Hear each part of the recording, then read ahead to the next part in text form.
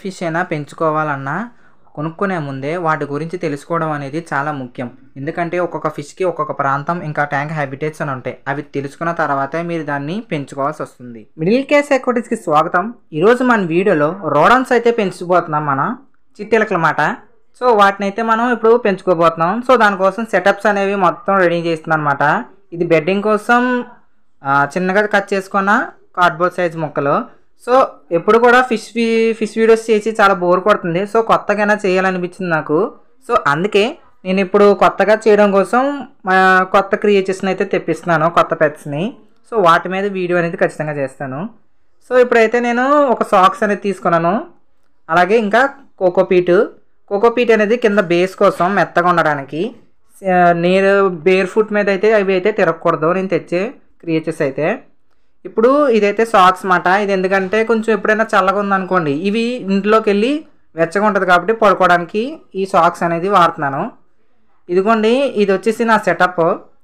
నాకైతే వెనక స్టోర్ రూమ్లో ఖాళీ అనేది ఉంది. అప్పుడు ఏం చేశానంటే బుర్ర బాగా బ్లాస్ట్ అయిపోయేలా ఆలోచించి దానికి ఒక మెస్ డోర్ అనేది పెట్టేశాను. సో ఇప్పుడు ఏమైందంటే ఇది ఒక రూమ్ లాగా అయితే తయారయ్యింది. ఇప్పుడు ఈ రూమ్లో మనం ఈ యొక్క చిట్టెలకలు పెంచుకోవడం కోసం నేనైతే కోకోపీట్ అనేది వేసుకుంటున్నాను. కోకోపీట్ అనేది కింద బేస్ కింద వేసుకున్నాను, నేల మీద తిరగకుండా అన్నమాట. అవి ఇలా కోకోపీట్ వేస్తే చాలా ఇష్టంగా అయితే తిరుగుతాయి. ఇంకా కోకోపీట్ ఇది ఎందుకంటే ఒకవేళ మెస్ డోర్గా ఎక్కితే అది కింద పడిన కోకోపీట్ మెత్తకుంటుంది కాబట్టి ఏం కాకుండా సేఫ్గా ఉండడం కోసం. సో ఇప్పుడు బెడ్డింగ్ అయితే చేయబోతున్నాం. కోకోపీటే మొత్తం వాడకూడదు. బెడ్డింగ్ కోసం మనం న్యూస్ పేపర్స్ అయితే వాడుతున్నాం, చిన్న న్యూస్ పేపర్స్.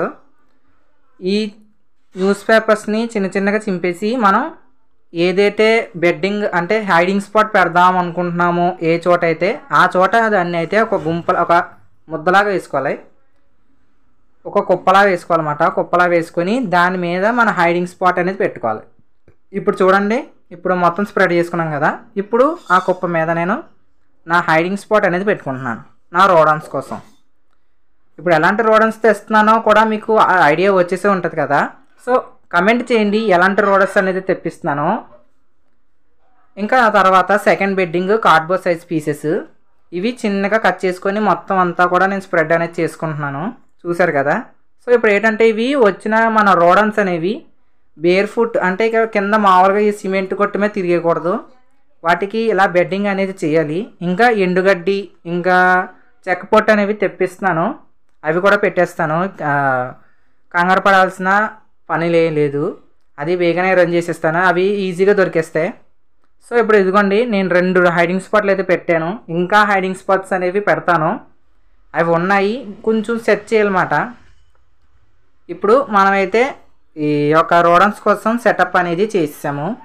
ఇప్పుడు మనం ఏం చేయాలంటే దీన్ని కొన్ని రోజులు, ఒక రోజు వరకు అలా సెటిల్ అయ్యేంత వరకు అలా వదిలేసుకోవాలి. వెంటనే వేసేయకూడదు అన్నమాట. ఇవి కొంచెం సెటిల్ అవ్వాలి ఆ ప్లేస్కి.